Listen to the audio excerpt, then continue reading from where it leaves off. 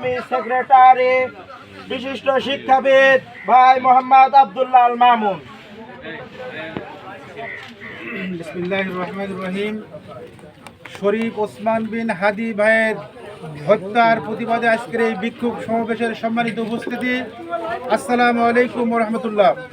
সম্মানিত উপস্থিতি, আপনারা জানেন শরীফ ওসমান বিন হাদি এ বাংলাদেশের শুধু কোনো ব্যক্তির নাম নয়। শরীফ ওসমান বিন হাদি মানে বাংলাদেশের একটি উজ্জ্বল নক্ষত্র।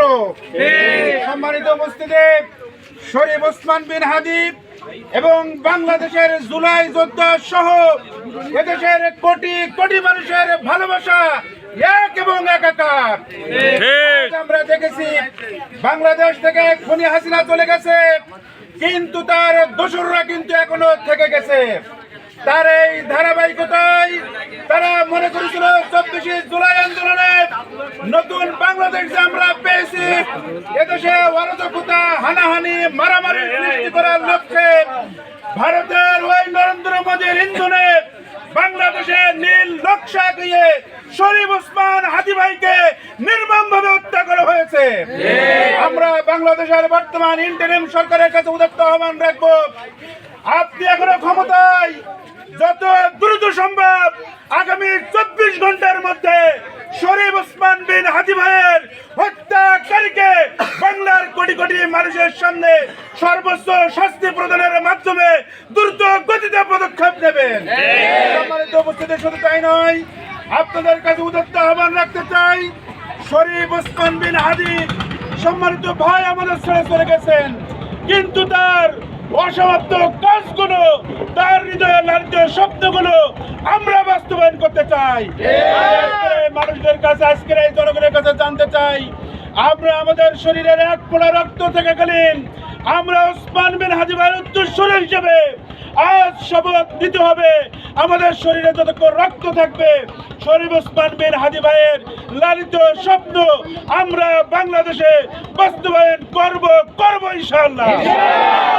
উপস্থিতি, শুধু তাই নয়, শরীফ ওসমান বিন হাদি ভাইয়ের রুহের মাগফিরাত কামনা করে আজকের এই জায়গা থেকে আমরা একটি স্লোগান দিতে চাই।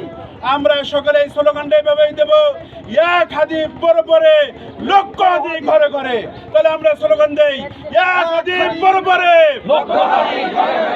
এক হাদি পরপরে, লক্ষ হাদি ঘরে ঘরে। উপস্থিতি, আজকে আমাদেরকে শপথ নিতে হবে, ওই খুনি হাসিনার দোসররা এক হাদিকে বিদায় করেছে, বাংলার ঘরে ঘরে লক্ষ হাদি পয়দা হয়ে যাবে ইনশাআল্লাহ। ওসমান হাদি ভাইয়ের দৃষ্টান্তমূলক শাস্তির সাথে সাথে ওসমান বিন হাদি ভাইয়ের সেই স্বপ্নের বাংলাদেশ গড়ার উদাত্ত আহ্বান রেখে আগামীতে যাতে আমরা ওসমান বিন হাদি ভাইয়ের সেই স্বপ্নে গড়া বাংলাদেশ গড়তে পারি, সকলকে উদাত্ত আহ্বান রেখে আজকের এই সমাবেশের সংক্ষিপ্ত বিক্ষিপ্ত কথা আমি এখানে শেষ করছি। আসসালামু আলাইকুম ওয়া রাহমাতুল্লাহ।